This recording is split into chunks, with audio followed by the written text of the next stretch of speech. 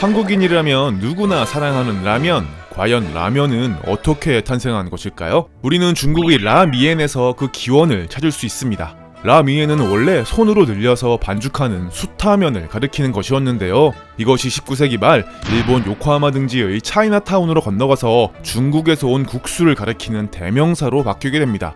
발음도 라미엔에서 일본식 라멘으로 바뀌게 되었죠.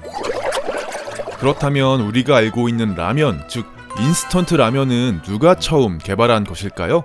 그 주인공은 바로 니신 식품의 회장인 안도 모모후쿠입니다.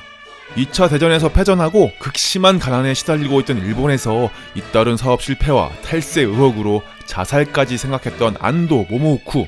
그는 자살 직전 마지막으로 어느 술집에 들르게 되는데요. 거기서 튀김을 튀기는 모습을 보고 불현듯 어떤 아이디어를 떠올립니다. 튀김이란 밀가루 반죽 속의 수분을 재빨리 증발시켜서 바삭하게 만드는 요리인데요. 이에 착안해 당시 구호품으로 넘쳐나던 밀가루로 면을 만들어 튀긴 후 뜨거운 물을 부으면 다시 원래의 면으로 되돌아올 것이라고 생각한 것이죠. 이리하여 1958년 최초의 인스턴트 라면인 치킨 라면이 탄생하게 됩니다.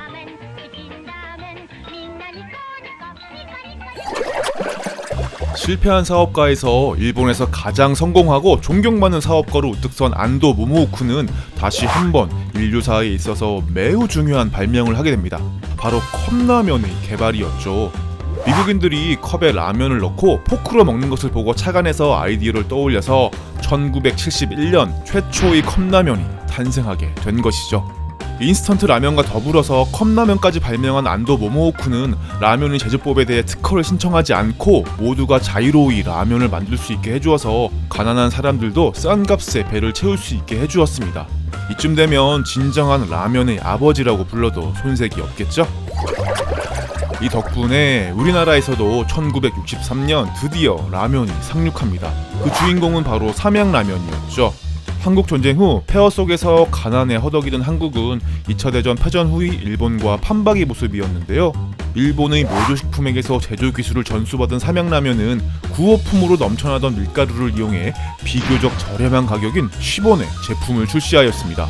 꿀꿀이죽이 5원, 김치찌개가 30원 하던 시절이었죠. 하지만 처음부터 라면이 인기를 얻었던 것은 아닙니다. 맵고 칼칼한 음식을 좋아하는 우리나라 사람들의 입맛에는 일본에서 건너온 이 요상한 음식이 입에 맞을 리가 없었죠. 너무나 생소한 나머지 라면을 섬유의 한 종류라고 생각하는 사람들도 있었습니다. 하지만 고춧가루 등을 첨가해서 한국인들의 입맛에 딱 맞게 변형시키고 국가의 혼분식 장려 정책 등에 힘입어 라면의 인기는 날로 높아져 갔습니다. 쌀 소비를 줄이기 위해서 펼친 혼분식 장려 정책이었지만 라면의 국물에 밥을 말아먹는 사람들이 많아져서 오히려 쌀 소비량이 늘었다는 우스갯소리까지 나올 정도였죠. 이렇게 해서 전혀 생소했던 형태와 맛의 라면이 점차 한국화되면서 한국 사회에서 빼놓을 수 없는 존재가 되었고 대중문화 속으로도 자연스럽게 스며들어가게 됩니다. 꼬불꼬불꼬불꼬불 맛 좋은 라면이 있기에 세상 살맛나. 한국인이라면 모르는 사람이 없는 국민 만화 아기공룡 둘리에서 둘리와 친구들이 라면송을 열창하는 이 기념비적인 장면을 신호탄으로 각종 대중매체에서 속속 등장하기 시작한 라면. 라면 먹을래요?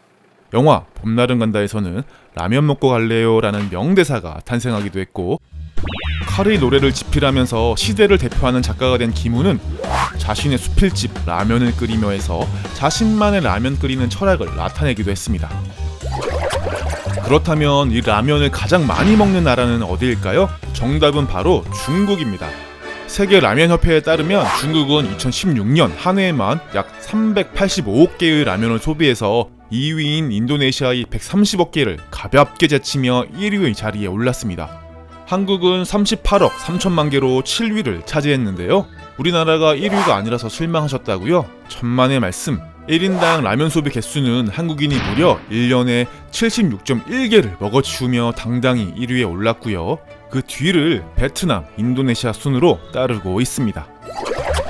현재 우리나라에서 판매되는 라면 종류는 그 숫자를 셀 수 없을 만큼이나 많은데요. 그런 숫자만큼이나 라면의 원형을 벗어난 다양한 변주가 이루어지고 있습니다. 짜파게티를 필두로 한 짜장라면과 비빔면, 스파게티라면, 칼국수면, 짬뽕라면, 카레라면, 메밀면, 부대찌개면, 불닭볶음면, 콩국수라면 등등 수많은 라면들이 현재에도 무한 변신 중에 있습니다. 그리고 때로는 새로운 시도가 모두 성공하는 것은 아니죠. 그런데 라면을 먹으면서도 한 가지 불안한 것이 있는데요. 라면은 몸에 좋지 않다라는 편견 때문이겠죠? 과연 이것은 맞는 말일까요? 어쩌면 맞을 수도, 어쩌면 아닐 수도 있습니다. 라면 하나의 칼로리는 보통 500kcal인데요. 성인 남성의 하루 권장 칼로리가 2600kcal임을 감안하면 그렇게 열량이 높은 식품은 아닙니다. 하지만 수프에 들어있는 나트륨은 문제가 될 수 있습니다. 종류에 따라서 하루 권장 섭취량인 2000mg을 훌쩍 넘기는 제품도 있기 때문이죠.